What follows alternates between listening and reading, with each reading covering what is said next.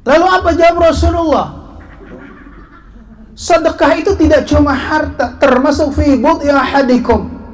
Kemaluan istrimu itu bisa kamu gunakan untuk sedekah. Makanya ntar pulang, nah ini mendingan nih.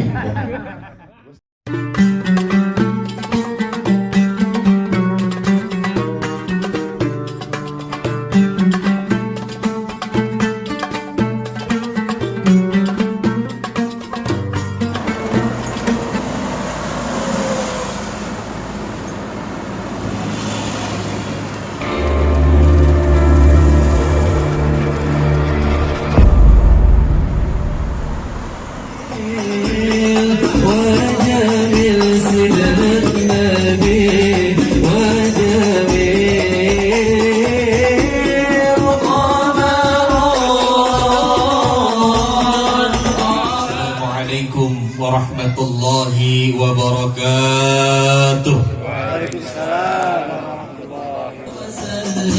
Ya Rabbi salli ala Muhammad waslim wa sahil maqad ta'awwad sayyidina rasulina hayya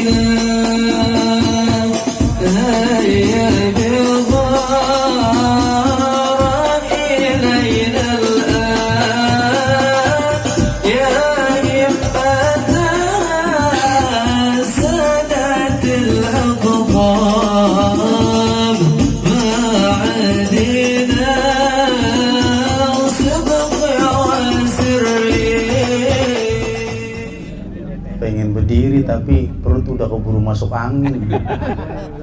Nganterinnya telat nih, nganterinnya tadi nih.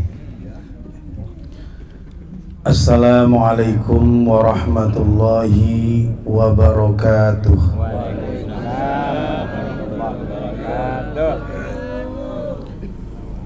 Alhamdulillah, wassalatu wassalamu ala Rasulillah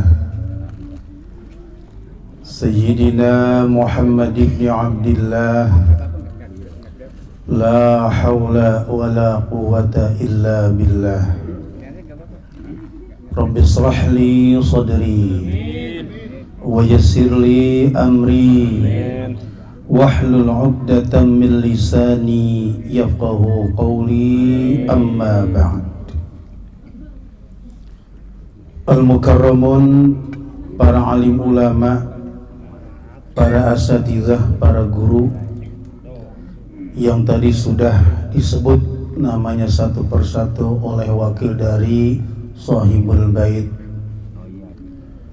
Yang saya hormati para pejabat pemerintah baik sipil maupun TNI, para besan, para tamu undangan, para tetangga, para orang tua, dan tentunya yang sama-sama kita hormati, keluarga besar almarhum Pamanda Haji Suryadi dan almarhumah Cing Haja Sofiah. Mudah-mudahan anak-anaknya, menantunya, cucu-cucunya diberikan oleh Allah Subhanahu wa ta'ala keberkahan hidup dunia dan akhirat. Hadirin rahimakumullah. Pertama-tama kita panjatkan syukur kehadirat Allah Subhanahu wa ta'ala. Alhamdulillah pada malam ini kita bisa memenuhi undangan dari keluarga besar Pamanda almarhum Haji Suryadi dalam rangka Maulid Walimatul Urus, sehubungan dengan akan dilaksanakan akdun nikah antara Ananda Nur Muhammad Iqbal Eskom dengan Ananda Eka Ayu Wulansari SE esok pagi. Mudah-mudahan dengan doa-doa kita acara akdun nikah berjalan sesuai dengan rencana dan dalam lindungan Allah Subhanahu wa ta'ala. Dan mudah-mudahan pernikahan keduanya oleh Allah Subhanahu wa ta'ala, dijadikan sebuah pintu gerbang untuk menuju pada satu kehidupan yang menjadi dambaan setiap keluarga, yaitu sakinah, mawaddah, warahmah. Inilah cita-cita luhur, cita-cita semua orang yang hidup berumah tangga. Bukan kaya, bukan banyak harta, bukan tinggi jabatan, tapi cita-cita orang berkeluarga adalah sakinah, mawaddah, warahmah. Dan saya begitu gembira begitu membaca undangan bahwa besok yang nikah adalah Ananda Nur Muhammad Iqbal dan Eka Wulansari. Kenapa bahagia? Karena saya perhatiin yang satu laki, yang satu perempuan. Jadi saya girang. Saya takut begitu baca undangan nih yang nikah laki sama laki. Ribet gak kira-kira? Atau perempuan dengan perempuan. Sekarang tuh namanya LGBT, hati-hati Pak. Ya, laki-laki sama laki-laki, perempuan sama perempuan. Disebut nikah. Yang namanya nikah itu zaujun dengan zaujah, itu setelannya.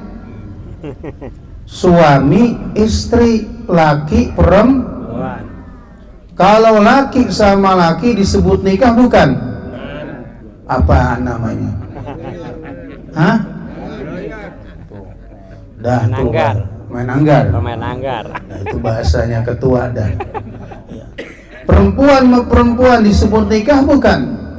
Bukan. Tapi sekarang ya, hati-hati, laki sama laki disebut dengan pernikahan.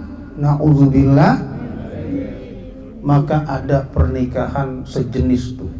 Pernikahan sejenis Pak. Laki sama laki. Kalau laki sama laki, perempuan sama perempuan, bisa-bisa populasi manusia makin lama makin habis. Laki melaki bagaimana beranaknya? Perempuan sama perempuan bagaimana bisa beranak? Lama-lama habis populasi manusia, kalah sama kucing. Kucing sekali beranak 6, sekali beranak paling dikit 2, 3. Makanya kalau LGBT ini disahkan, populasi manusia di Indonesia lama-lama akan punah. Kalau terjadi di dunia, lama-lama dunia dihuni oleh bukan manusia. Nanti kunyuk isinya. Yang isinya apa? Nah, kalau penghuninya kunyuk, nanti pemilihan RT ada pemilihan RW ada RW kunyuk, RT kunyuk ada. Nanti kalau LGBT itu disahkan, dilegalkan, makanya di dalam Islam sudah jelas, inna khalaqnakum min dzakarin wa untha wa ja'alnakum syu'uban wa qabaila lita'arafu inna akramakum indallahi atqakum. Kami jadikan kamu dari laki dan perempuan. Nah, baru kemudian tuh wa ja'alnakum syu'uban wa qabaila. Allah ciptakan berbangsa-bangsa, bersuku-suku, awalnya laki perempuan. Kalau laki sama laki, sampai lindung bebulu kagak bakal netes. Kenal lindung bebulu? Ada lindung yang bebulu? Lihat sih. Masya Allah. Sampai namanya gabus, ya, betanduk. Gabus betanduk ada nggak? Ya. Kagak bakal muncul kehidupan. Maka bersyukur pernikahan esok hari, pernikahan antara dua keturunan Adam, yang satu laki, yang satu perempuan. Makanya pernikahan membawa sakinah, ketenangan. Orang kalau hidup pasang-pasangan punya kaki dua tapi kiri dua-duanya, enak gak jalan? Coba bapak-bapak nih punya kaki dua tapi dua-duanya kiri, enak gak jalannya? Tuh, mesti ada kiri ada kanan. Orang pakai sepatu aja, pakai sendal aja. Nih sendal, sepatu, yang satu kanan, yang satu kiri. Coba beli sendal, beli sepatu, kiri dua-duanya, makanya enak gak? Keserimpet Pak. Ya, saya punya tetangga dulu beli waktu lebaran, belinya pas sudah takbiran, mengarah murahan. Ini cerita. Ya, di satu tempat nggak saya usah sebutin tempatnya karena terburu-buru, mengarah murah nomor 39. Begitu dibeli, nyampe rumah disedengin, yang satu 39, yang satu 40. Ya kagak enak makanya Pak. Kagak enak. Makanya sakinah itu muncul kalau pernikahan terjadi antara laki dan perempuan. Kaki kita juga begitu. Enak buat melangkah kalau yang satu kaki kanan, yang satu kaki kiri. Tangan juga begitu, dan seterusnya dan seterusnya. Makanya muncul sebuah ketenangan dari sebuah pernikahan. Dengan pernikahan orang tenang, yang tadinya nggak boleh jadi boleh Pak. Jalan nih berdua nih kita nih, ya jalan ke taman, bukan laki bini, main suap-suapan. Aki-aki menenek-nenek, tapi bukan suami istri. Tuh sama nenek-neneknya disuapin apa? Salak. Disuapin, ya namanya demenannya ya aki-aki, ada orang yang nguapin demenan aja tenggak aja. Iya, diputer aja di dalam mulut. Ya kayak blender, halus kagak. Ya, ujung-ujungnya mulutnya pada bonyok. Ya, diputer aja itu. Ya, orang lewat. Ya Allah, itu aki-aki menenek-nenek, bukan laki bini, lagi main suap-suapan. Jadi aib enggak? Aib. Dikatain orang enggak? Dikatain.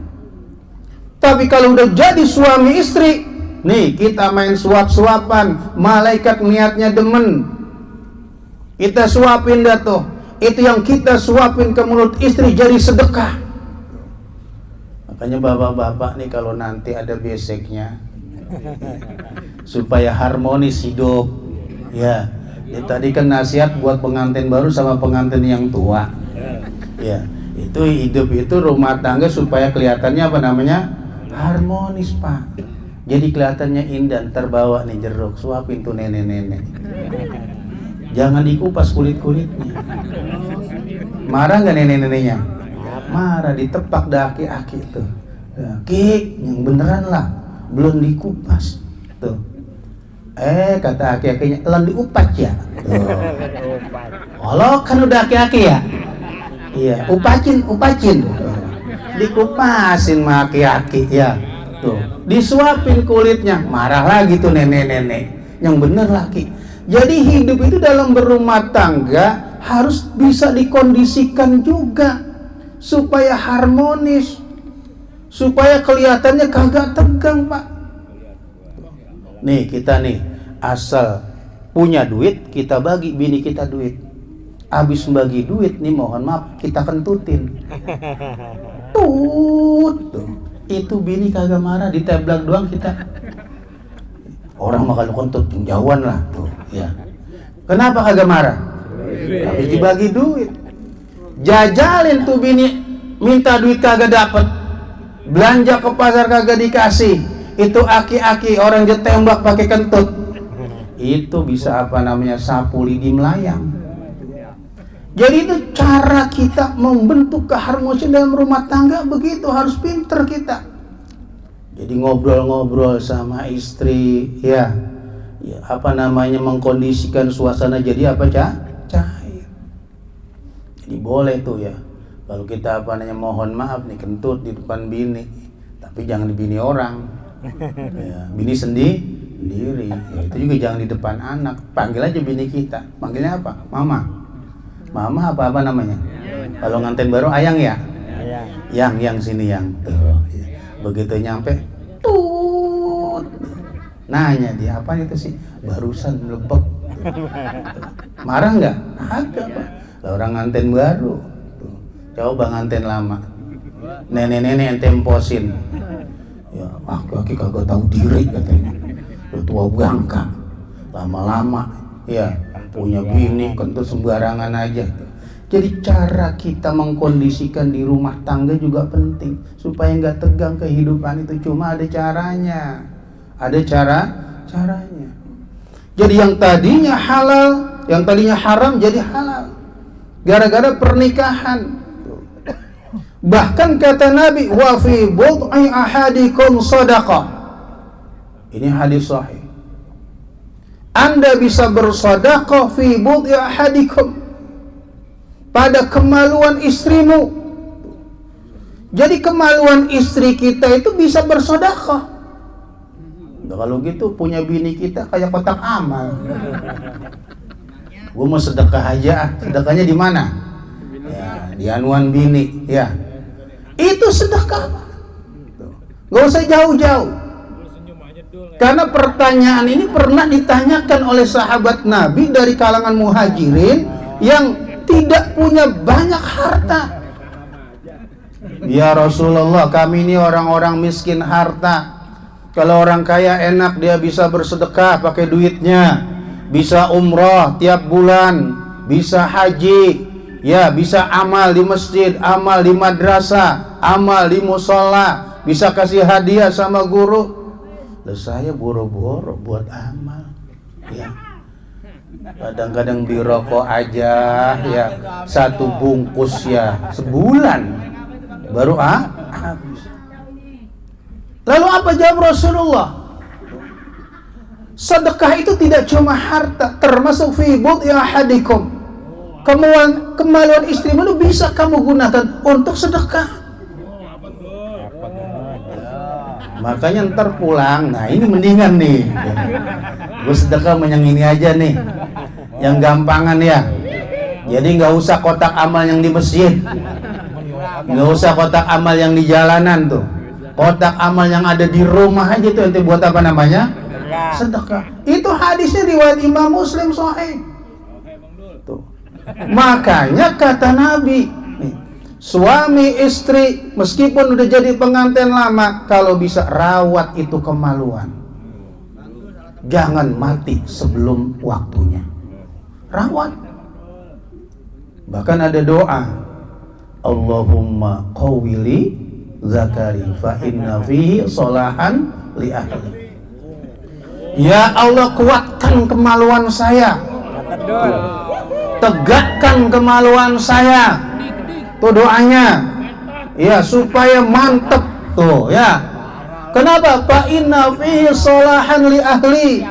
Ya, karena pada tegaknya kemaluan itu ada kebaikan buat keluarga saya, Pak. Orang punya suami, ekonominya kuat, jabatannya kuat, ya, duitnya kuat, dompetnya kuat, tapi pentungan hansipnya loyo. Kesian gak tuh bini? Lah kata bininya, lah emang gue mau diempanin duit, emang gue mau diempanin jabatan. Itu sampai ada doanya. Makanya kalau ada pengantin baru minum jamu mulu jangan diharu-haruin.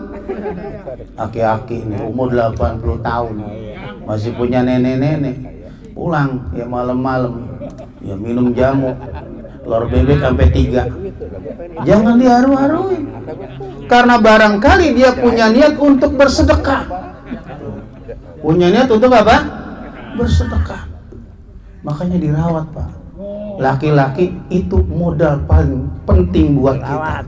Modal sedekah dan modal juga apa namanya di dalam berumah tangga. Tuh, mudah-mudahan ya. Ya Ananda Iqbal nih ya, Eka kita doain mudah-mudahan banyak keturunannya, amin. Karena sekarang kalau didoain banyak anak takut. Ya maunya banyak duit. Ya, padahal banyak anak banyak rezeki. Tiap anak lahir bawa rezeki. Rezeki orang tua dulu anaknya banyak-banyak, Pak. Ya, warisannya dapatnya banyak-banyak. Lang sekarang anak kagak apa kagak, boro-boro warisin anak. Ya, warisannya aja apa namanya? Tuh bures. Siapa yang ngomong tadi tuh? Bukan saya. Itu keberkahan. Makanya orang dulu keyakinannya kuat, akidahnya. Pokoknya lahir anak, ada juga rezekinya. Setiap anak pasti dapat rezeki, dia yakin. Mudah-mudahan nih keturunannya banyak ya. Dan soleh ya. Banyak doang bader-bader ribet juga ya. Dapat keturunan yang satu bader banget ya. Yang ini bader banget lah. Puyeng itu bapak sama emak tuh. Ya makanya kewajiban orang tua nih nanti kalau sudah jadi suami istri nih minta anak keturunan yang soleh dan solehah. Dan ingat nih ya, awwalu ma yata'allaku birrajul yaumal qiyamah ahluhu wa auladuhu. Nanti yang ribetin orang pada hari kiamat, yang pertama kali ngeribetin orang tua siapa? Ahluhu, keluarganya, anaknya, istrinya. Itu yang paling pertama nuntut kepada orang tua. Itu ada di dalam kitab Al-Jawahir yang ditulis oleh Abu Lais As-Samarkandi. Yang pertama kali ngerepotin kita tuh nanti istri kita, anak-anak kita. Sebelum yang lain menuntut haknya, istri anak nuntut duluan. Apa yang dituntut? Ya Rabbana khudh haqqana min hadzal rajul la yu'allimuna dinana wa la yut'imuna minal halal. Ya Allah, saya menuntut hak saya. Ini kata bininya, kata anaknya. Apa kata bininya, kata anaknya di hari kiamat? Ya Allah, ini suami saya dulu waktu saya berumah tangga nggak pernah ngajarin saya agama, nggak pernah nyuruh saya sholat. Bahkan kalau saya mau sholat dilarang, disuruh dagang. Bininya mau sholat nih, oh ngapain membayang? Oh no dagang no, buka nasi uduk, buka warung sayur, sholat dilarang. Girang banget kalau bininya nyari duit, pinter girang. Pokoknya yang penting bini gua pinter nyari duit, mau sholat kek, mau kagak kek, masa bodoh, ya masa bodoh amat tuh. Itu nanti nuntut kepada kita di hari kiamat yang paling pertama. Dia tuntut lagi, wala yut'imuna minal halal. Ya Allah, suami saya dulu waktu saya masih hidup kagak kasih makan saya, gak kasih nafkah saya dari barang yang halal. Ya Allah, saya diempanin barang haram mulu. Boleh malakin, boleh nyopet, boleh nyolong, boleh korupsi, semuanya haram. Ya Allah, saya nuntut sekarang ya Allah kepada suami saya. Anak-anak juga begitu, anak kita. Kalau anak nggak diajarin agama, nanti orang tua berat tanggungnya di akhirat. Makanya didik tuh anak-anak kita ya, belajar bini tuh suruh ngaji. Anak suruh apa? Ini asal bini mengaji disuruh dagang. Dagang ada waktunya, ngaji ada waktunya, sholat ada waktunya, usaha ada waktunya. Anak pengen belajar ngaji diomelin, udah tau nggak usah ngaji. Tuh ya lu nyari duit aja. Tuh pinter anaknya nyari duit, tapi nggak ngerti agama. Nanti di akhirat berat tuh. Sebelum orang-orang lain menuntut haknya kepada kita, istri dan anak-anak paling dulu yang akan menuntut kedua orang tua. Maka ajarin tuh ya, la yalqallahu ahadan bidzambin a'zama min jahalati ahli, kata Nabi. Nanti nggak ada orang yang bertemu kepada Allah dengan membawa dosa yang lebih besar dosa itu min jahalati ahlihi, dari kebodohan keluarganya tentang agama. Jadi orang yang paling besar dosanya di hadapan Allah nanti orang yang menghadap Allah dan istrinya, anak-anaknya kagak ngerti agama. Namanya si bagus, Muhammad Soleh. Ya, Muhammad cakep namanya. Ya, disuruh sholat subuh 7 rakaat. Disuruh sholat subuh 7 rakaat. Namanya cakep. Kenapa? Kagak dididik sama orang tuanya. Jadi nanti hamba atau manusia yang paling besar dosanya ketika bertemu dengan Allah adalah orang-orang yang diamanahkan oleh Allah istri, diamanahkan anak, tapi anaknya kagak tahu agama. Na'udzubillah. Ya mudah-mudahan nih Ananda, Iqbal dan Eka ya nih sulung dan bontot nih. Ya ujung sama apa? Ya sama apa namanya? Mempongkol ya. Ya buntut ya, pala sama buntut ya, mudah-mudahan ya dikarunia oleh Allah keturunan yang soleh dan soleh. Didik tuh anak-anak kita. Ya jangan diajarin apa namanya main komputernya pinter tapi baca Quran kagak bisa Pak. Tuh agama nggak kenal didik istri kita, anak kita tentang agama. Di kayu tinggi banyak tuh ya pengajian, tapi ingat cari majelis taklim juga hati-hati sekarang. Yang tersalah masukin anak ngaji itu gurunya apa namanya ya yang nyeleneh lagi. Yang ini kagak boleh, itu kagak boleh, semua kagak boleh. Orang maulid kagak, baca ratib kagak boleh, ya zikir bersama kagak, tahlilan kagak, tapi bawa besek boleh. Tahlilan bid'ah, dikirimin besek alhamdulillah. Ada yang model kayak gitu. Mana orangnya? Masya Allah ya. Tuh, diajak tahlilan bid'ah daripada diajak tahlilan tidur aja di rumah. Tuh ya. Daripada diajak maulid tidur aja di rumah, mendingan tidur. Tuh, begitu tidur belum sempat tidur diketok-ketok itu tetangganya ngirimin besek. Ya Allah dikasih sampai doa ya alhamdulillah. Maulidnya ogah, makannya mau. Ada yang potongan begitu. Makanya didik anak juga sekarang hati-hati. Pengajian lihat siapa gurunya, latar belakang gurunya, belajar di mana itu gurunya. Jangan asal main taro aja kita. Kita kalau urusan akhirat kadang-kadang kita main gampang, ini giliran urusan dunia aja teliti banget. Beli cabai aja sampai dipilihin tuh cabai, dibolak-balik cabai, akhirnya kagak jadi belinya. Beli jeruk dibolak-balik ya teliti banget. Tapi didik anak tuh main taro aja ya, nggak tahu gurunya apa namanya ya, punya latar belakang yang berbeda jauh dari ajaran Ahlus Sunnah wal Jamaah. Di sini banyak para ustaz-ustaz kumpul semua. Kalau sampai orang kayu tinggi tinggal di kayu tinggi nggak bisa baca Quran, itu jangan disalahin ustadznya. Itu emang dasar manusia yang kagak mau belajar. Ya, mudah-mudahan nih ya Ananda, Iqbal dan Eka Ayu Wulansari ya diberikan rumah tangga yang sakinah, mawaddah warahmah, dan mudah-mudahan kita yang udah pada tua tuh rawat ya apa namanya ya pentungan apa nih modal kita modal itu sedekah yang paling apa namanya yang paling gampang, paling nikmat tuh ya. Makanya kata ulama ahabbus syahwa ilal anbiya an-nikah. Syahwat yang paling disenangi Nabi itu pernikahan tuh. Kalau syahwat-syahwat yang lain tunda dulu, dipikirin dulu. Tapi kalau syahwat nikah kata para Nabi duluin. Orang udah kepengen nikah nih, ngebet pengen nikah kata Nabi jangan ditunda-tunda. Kalau ditunda-tunda berantakan itu guling. Itu bantal pada apa namanya? Iya. Ya, makanya anistata minkumul ba'afal yatazawwaj. Kalau orang udah punya hasrat pengen nikah, modalnya udah ada, cepet-cepet jangan ditunda.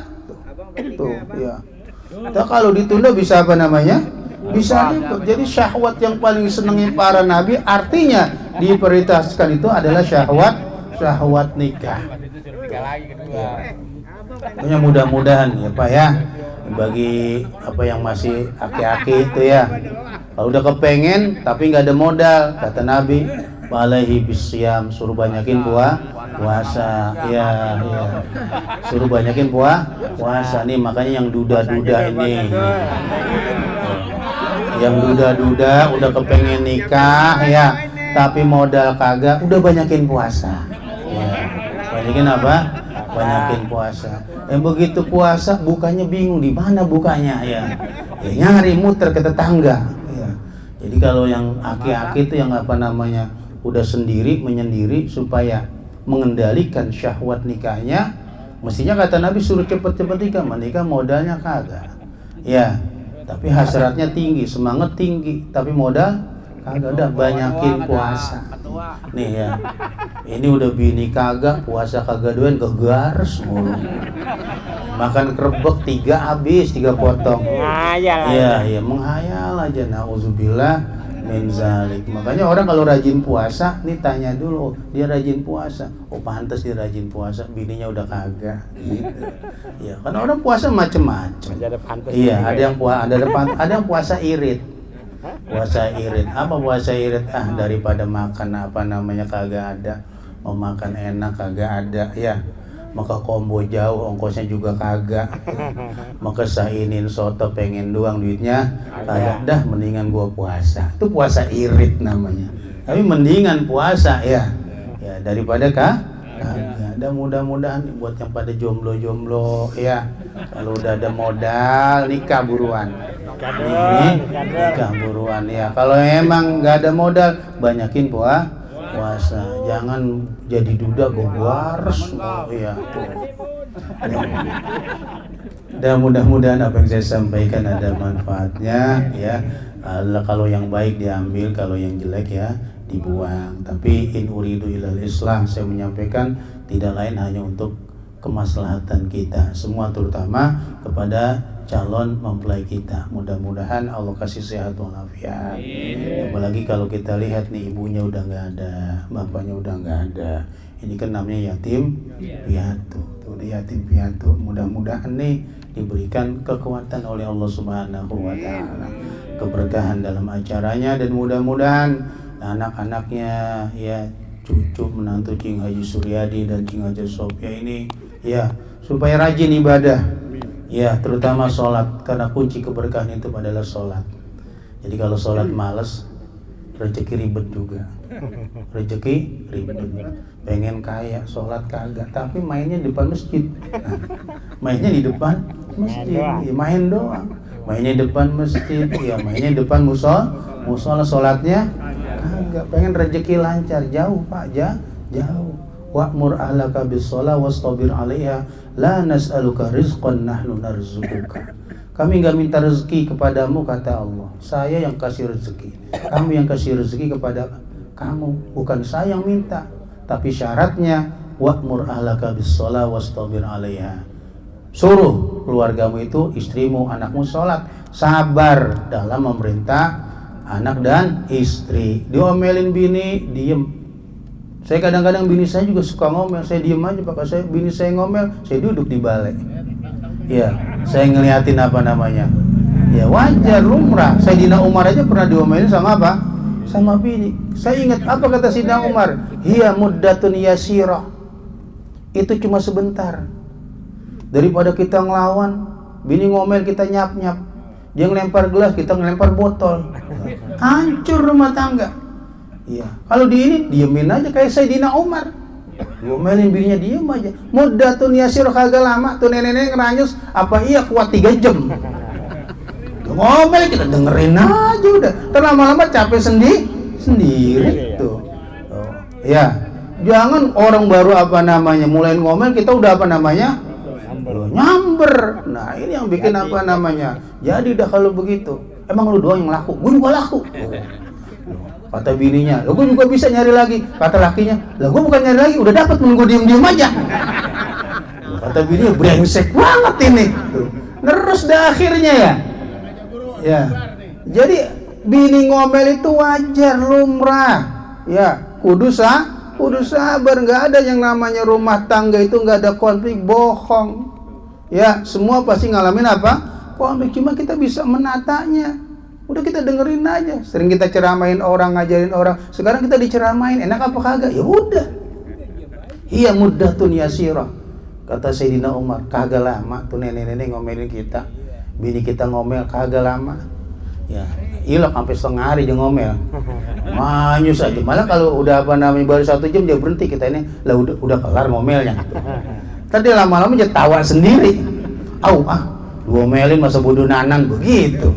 Ya udah kelar, udah shollu ala nabi kalau begitu. Udah akur lagi kita. Tapi kalau main sambur-samberan, dia ngelemparin piring, dia ngelemparin apa namanya? Ya, kadang-kadang TV, HP dibanting, udah dibanting aja baru ngajok. Mana HP baru 2 bulan. Ya, belum lunas. Ya mana piring baru ngambil, tuh, baru nyesel akhirnya. Makanya butuh sebuah apa namanya?